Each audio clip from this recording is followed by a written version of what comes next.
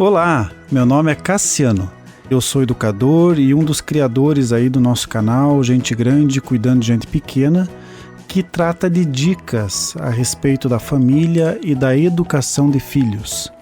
Essa semana nós conversamos sobre algumas dúvidas, algumas perguntas que os adolescentes entre 10 a 17 anos possuem. E muitas vezes eles não estão querendo falar em casa, falar com seus pais a respeito dessas perguntas. Tem vergonha, acham esquisito tratar, porque são assuntos até que são um pouco tabu, a gente chama de tabu. Então eu trouxe elas para o programa para conversar um pouquinho, e também tem outras perguntas que estão lá no nosso podcast, que faz parte de um livro que eu escrevi no ano passado, que é a Abordagem Educacional por Princípios na Família. Então esse material está lá dentro do podcast, onde você pode buscar, lá tem mais de 40 perguntas à sua disposição. E essas nós pré-selecionamos, essas 5 para tratar hoje, né? Você está buscando o conteúdo mais extenso, um conteúdo mais rico, e por isso que nós estamos fazendo esse podcast. Durante a semana você ouviu rapidamente as respostas, a pergunta e a resposta, de uma forma muito dinâmica, muito rápida, e hoje nós estamos abrindo elas um pouquinho mais. A pergunta de segunda-feira foi: o que a Bíblia diz sobre namoro? É interessante que o adolescente, quando ele começa a abrir os olhos para isso, quando os hormônios já estão desenvolvendo, estão trabalhando no seu organismo, ele começa a olhar o menino, olhar a menina de uma forma diferente, e a menina olha o menino de uma forma diferente. Por quê? Porque isso são as sensações que o próprio organismo está produzindo. E é algo maravilhoso, porque é plano de Deus, é propósito de Deus, foi assim que Deus fez. E dos 13 até o período, 13 mais ou menos a ideia, né? 13, 12 anos, até o período que eles vão casar, vamos dar uma ideia aí de 22, 23. Então dá entre 8 a 10 anos aí de espera, de expectativa para entrar num casamento. E nesse período eles precisam ser orientados, discipulados, e essa conversa sobre namoro, sobre sexo, sobre casamento precisa ser aberta com eles, e num ambiente seguro, num ambiente prazeroso, num ambiente onde eles percebem que as pessoas que estão falando sobre isso são pessoas que amam eles e que estão dando a melhor orientação possível. Uma história bíblica que me chama muita atenção é quando Abraão pede para o seu servo buscar uma esposa para o seu filho. E Isaac topa a ideia. Isaac não refuta a proposta, pelo contrário, ele fica aguardando o servo trazer uma esposa para ele, que foi uma ordem do próprio Abraão, do próprio pai. Acredito que nos nossos dias, né, os adolescentes, os jovens não deixariam os pais escolherem o seu namoro, o seu namorado, né, ou a sua namorada. Mas eu acho até esquisito, porque os pais sempre escolheram desde criança coisas boas para os filhos. E não é nessa hora que o pai estaria escolhendo algo ruim, algo que não seria do agrado do filho. Então é que os tempos mudaram, estamos numa outra fase, e os nossos filhos, eles querem fazerem as suas próprias escolhas, principalmente nessa área, e porque eles têm entendimento de que eles estão escolhendo muito melhor do que os pais, do que os próprios pais. A Bíblia, ela orienta o homem a se unir a uma mulher para formar família. E o namoro, ele é uma etapa do casal se conhecer antes de unir-se em casamento.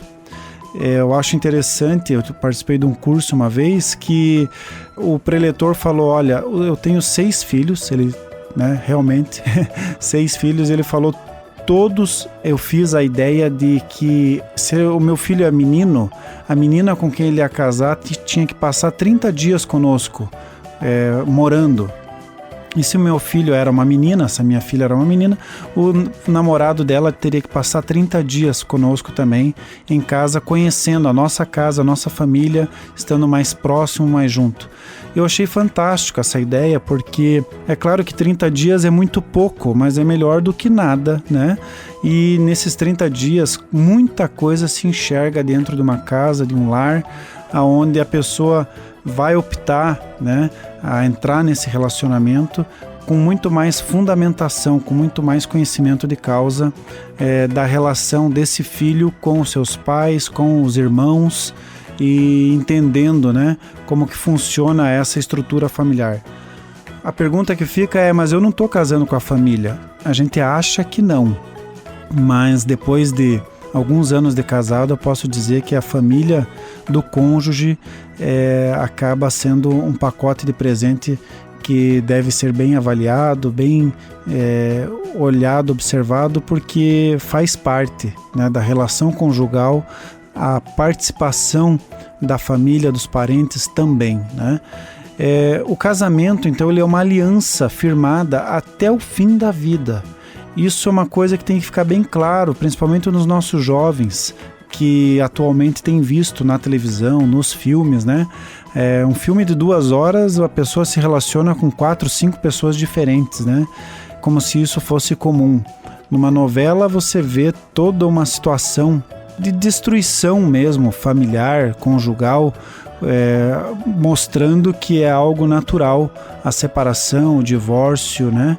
Sendo que não é normal. Não é, Deus não fez assim. Por que eu digo que não é normal? Porque as pessoas envolvidas, elas vão sair prejudicadas. E os filhos, né? Se tem filho na relação, no casamento, né?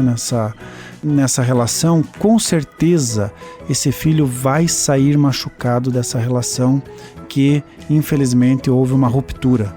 Então, a aliança, ela deve ser firmada, e a aliança, quando você pega uma aliança na mão, você vê que ela não tem início e não tem o fim. Por quê? Ela é um círculo, né? Ela é um redondo. E você não vê início e não vê fim nesse redondo, nesse círculo. E é assim que é para ser o casamento. Tem o início, mas o fim, segundo a Bíblia, é até que a morte os separe. Então, dessa forma, nós percebemos o quão é importante a etapa do namoro, ou seja, de reconhecimento mútuo, de ambos perceberem o que um gosta, o que o outro gosta, e de você dizer assim, eu aceito essa pessoa. Eu observei como que ela é, como que ela se comporta, e eu estou afim, eu estou querendo construir essa relação de casamento com essa pessoa. Não importa tudo isso que eu vi, tudo isso que eu estou vendo, porque o meu amor por ela é muito maior. Até porque a palavra amor, né, significa entrega. Eu amo essa pessoa, então eu me entrego, eu faço para ela, eu faço por ela, né? Tudo que ela precisa, tudo que ela deseja, tudo que ela necessita, porque eu a amo. Então é muito mais profundo do que uma paixão que é passageira, né? Então eu quero encerrar essa resposta, e nós conversamos um pouquinho sobre uma outra pergunta, que é como fazemos para saber se Deus se agrada com as nossas atitudes? Olha que pergunta especial desse jovem, desse adolescente, né? Ele ama tanto a Deus, né, que ele quer saber se Deus se agrada com certas atitudes ou não, né? Então, Deus se agrada quando eu amo a Ele de todo o meu coração e as pessoas que estão ao meu redor, me doando, me entregando a essas pessoas. A forma como eu olho para uma pessoa e a forma como eu olho para mim, isso agrada ou desagrada a Deus. É interessante a história de José do Egito, que com 17 anos ele temeu a Deus tanto que ele respeitou a educação que ele teve do seu pai, Jacó, não tocando na esposa de Potifar. José respeitou então a si próprio, zelando por sua consciência perante Deus e as pessoas. Então é um exemplo maravilhoso que nós vemos aí nesse rapaz que tinha apenas aí 17 anos, e ele foi extremamente cauteloso com as suas ações, com as suas atitudes. Por quê? Porque ele não queria desagradar a Deus. E a terceira pergunta que nós tivemos durante essa semana foi: o que eu posso esperar do casamento, sendo que os meus pais brigam muito? Infelizmente, essa situação tem acontecido ao longo de toda a história da humanidade, mas cada vez mais nós vemos os pais tendo divergências e não cuidando com relação aos conflitos que existem entre eles, não dosando as palavras, não dosando para que essa relação seja uma relação ajustada. Então, e o adolescente, a criança, ela vê todo esse desajuste e ela perde o interesse de estar formando a sua casa, a sua família. A gente até orienta, né? Quando você formar a sua casa, forme ela do seu jeito. Deixe as experiências negativas, né, para trás e pegue as boas experiências que você teve na infância. Lembre-se das boas experiências para que você possa produzir essas experiências na sua futura relação com seu cônjuge. E as experiências ruins, esqueça elas, deixe lá no baú do esquecimento. A ideia de Deus em unir duas pessoas diferentes é para que elas se apoiem e juntos elas construam uma família. Acredite e busque por uma relação. Por mais que você viu uma relação ruim dentro da sua casa, você, adolescente, jovem, pode fazer uma relação diferente, uma relação que tenha afeto, que tenha companheirismo, empatia e que todos, né, temos a acrescentar na vida uns dos outros através dessa relação. A pergunta 4 que nós tivemos essa semana foi: como saber o tempo certo para casar? O tempo certo é complexo, porque cada um de nós temos uma experiência diferente de vida. Essa escolha de tempo, Deus delegou a nós, homens, e claro, com a ajuda das pessoas mais velhas que estão aí para nos aconselhar, principalmente pai e mãe. Porque se eu erro a pessoa com quem eu vou casar, eu vou precisar, vamos dizer assim, entre aspas, me entenda, né? Aguentar essa pessoa até o final da vida. Se eu erro o tempo do casamento, dessa relação de casamento, eu vou penar em algumas coisas que eu poderia fazer enquanto solteiro, porque agora eu estou com outra pessoa e tenho que cuidar desse lar e agora trazer sustento para esse lar. Mas é importante entender que toda relação ela começa pequena. Num lar, assim, falando financeiramente, muitas vezes muito mais simples. E o casal constrói juntos essa relação financeira. E isso é maravilhoso, é especial. Atualmente as famílias treinam os filhos para casar após concluir o curso de faculdade. Dependendo se for um curso, por exemplo, de medicina, vai levar bastante tempo, né? Para que esse casal, esses jovens possam casar. Eu não estou dizendo que tem que casar antes, mas às vezes, né, é possível concluir os estudos e já estar dentro do casamento. Se isso for possível, e você ter essa liberação dos seus pais, daqueles que estarão junto, né, próximo a você, isso é muito importante e com certeza seria muito legal, né, você construir essa relação e ter apoio dessas pessoas ao seu lado. É claro que estar empregado, né, com ganhos financeiros suficiente para sustentar uma casa, isso já seria algo assim muito especial, abençoador, né? De você começar uma casa assim, um lar assim. O tempo certo, eu imagino que é quando encontrar alguém que queira compartilhar uma vida de casal e ambos estarão buscando junto o desenvolvimento em todas as áreas da vida. Tanto a área emocional, quanto a área afetiva, né? Emocional, como eu disse, tanto a área financeira também. Lembrando que estudar nunca se para, né? A gente só dá continuidade nos estudos, termina a faculdade, já tem um curso de pós-graduação, tem um curso de mestrado, doutorado e assim vai. A nossa formação ela é contínua. E a última pergunta que nós tivemos no nosso programa foi: seguir um intercâmbio pode me afastar de Deus?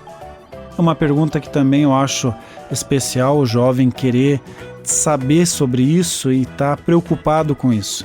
Mas a gente tem exemplos bíblicos de jovens que fizeram intercâmbio. Eu pus, a ideia de Daniel e a ideia de José, que fizeram intercâmbio, Daniel para a Babilônia e José para o Egito, e foram grandes jovens ali que tiveram uma relação especial com Deus, com as pessoas, e nenhuma atitude deles veio a desagradar a Deus porque eles estavam fora da sua casa, por exemplo, não estavam debaixo da tutela dos pais. Pelo contrário, eu acredito que a relação deles com Deus até aumentou pelo fato de estarem fora e terem uma dependência maior de Deus. Então, a única possibilidade de eu me afastar de Deus é se eu realmente quiser me afastar de Deus. A minha relação com Deus deve ser muito maior do que qualquer outra situação, também de intercâmbio, com certeza, Pessoal, essas 5 respostas que eu dei aqui nessa conversa, nesse bate-papo, quero dizer para você que nós vamos voltar a fazer um podcast de mais 5 perguntas, pelo menos, bem interessantes que os adolescentes têm nessa faixa de idade e que eles precisam de respostas bíblicas, cristãs e de pessoas que se preocupam com eles. Que Deus abençoe a sua casa, a sua família e até o próximo programa. Até. Deus abençoe.